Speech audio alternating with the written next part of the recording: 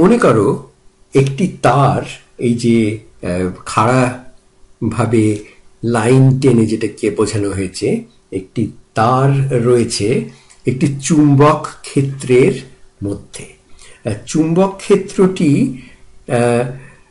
এর দিক হচ্ছে এই যে পর্দাটির যে সমতল তার সঙ্গে লম্ব করে, তার সঙ্গে 90 ডিগ্রি বা সমকোণে রয়েছে সে, এবং তার দিকটি আমাদের দিকে ফেরানো। অর্থাৎ যদি একটা তীর দিয়ে এই বি দের বোঝানো হয়, বি ভেক্টর ফিল্ড, এটা তাহলে সেটি আমাদের দিকে সোজাসুজি তাকিয়ে রয়েছে বলতে পারো। আমরা সামনের দিকটা দেখছি আর কি এই বি ফিল্ডের, এবং এর খাড়া দিকে এর দূরত্বটা হচ্ছে এল পরিমাণ। এই ফিল্ডটির খাড়া দিকে বিস্তৃতি হচ্ছে এল পরিমাণ। আচ্ছা, আর মনে করো ওই যে তারটি, তার মধ্যে খানিকটা ইলেকট্রিক চার্জ রয়েছে যারা চলতে পারে, মানে স্বাধীনতা রয়েছে তারা তাদের চলাফেরা করার। খানিকটা একটা পাইপের মধ্যে একটা যদি জল থাকে খানিকটা, সেই জলকে যেরকম একটু চাপ দিলেই সে চলতে পারে, এখানেও ওই চার্জের সেই অবস্থা। একটু যদি ইলেকট্রিক চাপ পায় তাহলেই সে একটি ইলেকট্রিক কারেন্ট এর সৃষ্টি করবে। আচ্ছা,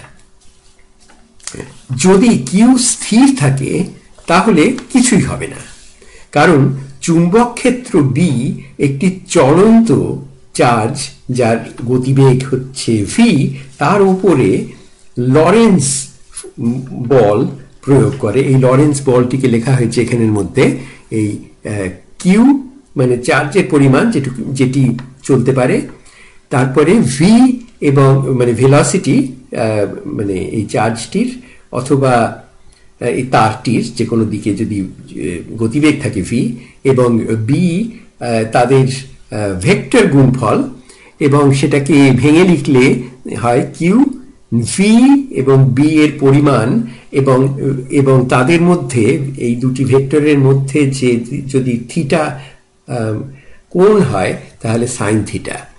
এখন যদি ভি শূন্য হয় তাহলে অবশ্যই এফ ও শূন্য। আচ্ছা, এখানে বলা যেতে পারে যে এই ভিটি হচ্ছে ওই বি ফিল্ড এবং কিউ এর মধ্যে আপেক্ষিক গতিবেগ, মানে যে কোনোটির চললেই এই ফোর্স বা এই লরেন্স ফোর্সের জন্ম হবে। আচ্ছা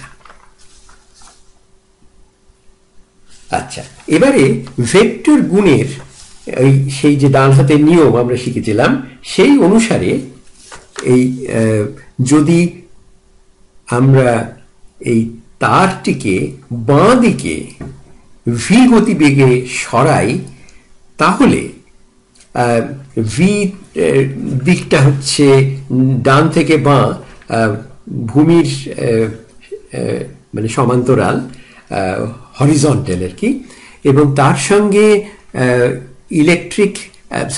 ম্যাগনেটিক যে ক্ষেত্রটি রয়েছে সে হচ্ছে তার সঙ্গে লম্ব। কাজেই তাদের ভেক্টর গুণফলটি হচ্ছে তার পরিমাণটি হচ্ছে ওই কিউ ভি এর পরিমাণ এবং বি এর পরিমাণ। সাইন থিটা এখানে 90, কাজেই সাইন 90 ডিগ্রি হচ্ছে 1, কাজেই শুধু ওগুলোর পরিমাণগুলোর গুণফল, এবং তার দিকটি হচ্ছে এই ডান হাতের নিয়ম দিয়ে যদি আমরা বোঝাই তাহলে দেখব যে ভিটা হচ্ছে আমার তর্জনী, বিটা হচ্ছে আমার মধ্যম আঙ্গুল যেটা আমার দিকে ফেরানো, তাহলে আমাদের বুড়ো আঙুলটি ওপর দিকে, অর্থাৎ সেটি ওই ইলেকট্রিক চার্জকে সোজা ওপর দিকে ঠেলে দিচ্ছে। আচ্ছা, তাহলে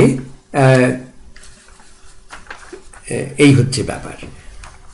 তাহলে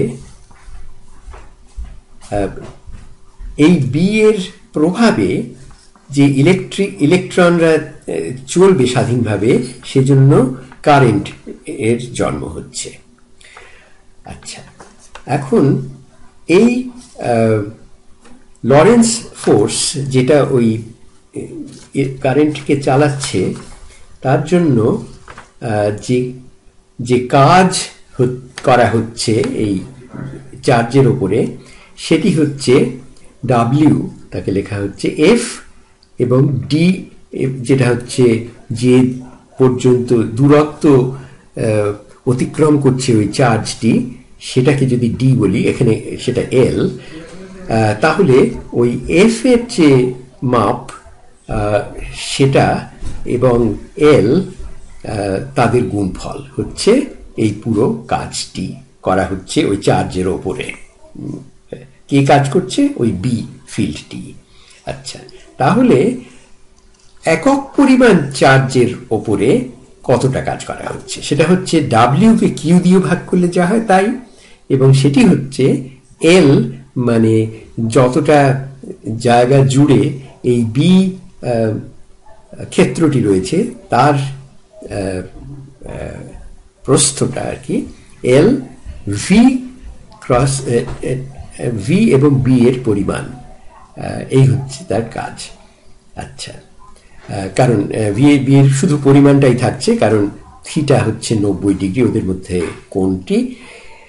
আর এই যে ডাব্লিউ বাই কিউ, এটা হচ্ছে জুল পার কুলম, ওদের যে এককগুলো যদি নেই, এবং এই ভাগফলটি হচ্ছে আর কিছুই নয়, ইলেকট্রিক চাপের যে মাপ, যাকে ভোল্ট বলেছি আমরা, ওই ভোল্টার নাম থেকে যে তার এককটি পাওয়া গিয়েছিল। তার মানে হচ্ছে যদি আমি একটি স্থির ম্যাগনেটিক ফিল্ডের মধ্য দিয়ে একটি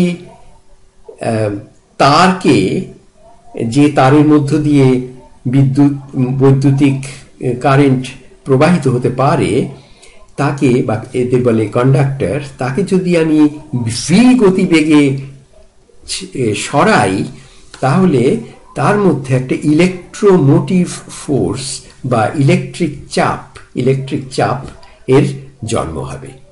এই ভোল্টেজ বা ইলেকট্রোমোটিভ ফোর্স যে বি তৈরি করছে তাকে, তো তার পরিমাণটা হচ্ছে এল গুণ ভি গুণ বি।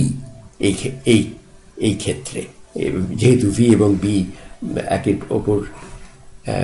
একের ওপর অন্যের পারপেন্ডিকুলার বা লম্ব, তাহলে এদের গুণফল করে নিলে, আচ্ছা, এখন মনে করা যাক এই এল এর এটা পরিমাণটি, দূরত্বটি হচ্ছে 12 মিটার, গতিবেগ, যে গতিবেগে তারটিকে সরানো হচ্ছে সেটি হচ্ছে 3 মিটার পার সেকেন্ড, এবং বি বা ওই যে চুম্বক ক্ষেত্রটি, তার মাপ হচ্ছে 2 টেসলা। কাজেই তাদেরকে যদি আমি গুণ করি, তাহলে দেখব গুণফল হচ্ছে, ইলেকট্রোমোটিভ ফোর্সটি হচ্ছে 72 ভোল্ট। আচ্ছা, তার মানে ওই 3 মিটার পার সেকেন্ড গতিতে একটি 2 টেসলা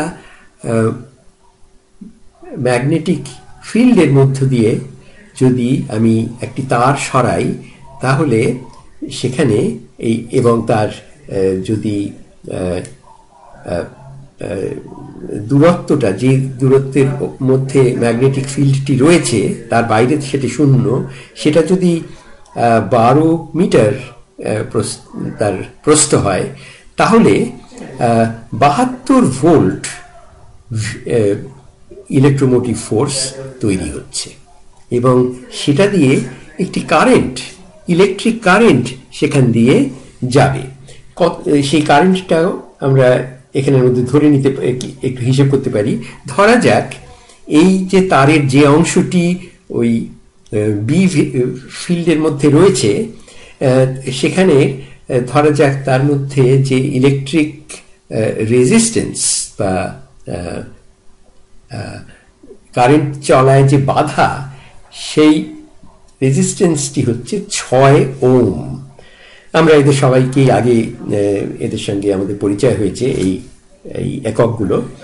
কাজেই আমরা ওমের ল থেকে জানি যে ওই যে ইলেকট্রোমোটিভ ফোর্স বা পোটেনশিয়াল ডিফারেন্স যে ভি, সেটা হচ্ছে ওই কারেন্ট এবং রেজিস্ট্যান্সের গুণফলের সমান, I R, V equal to I R.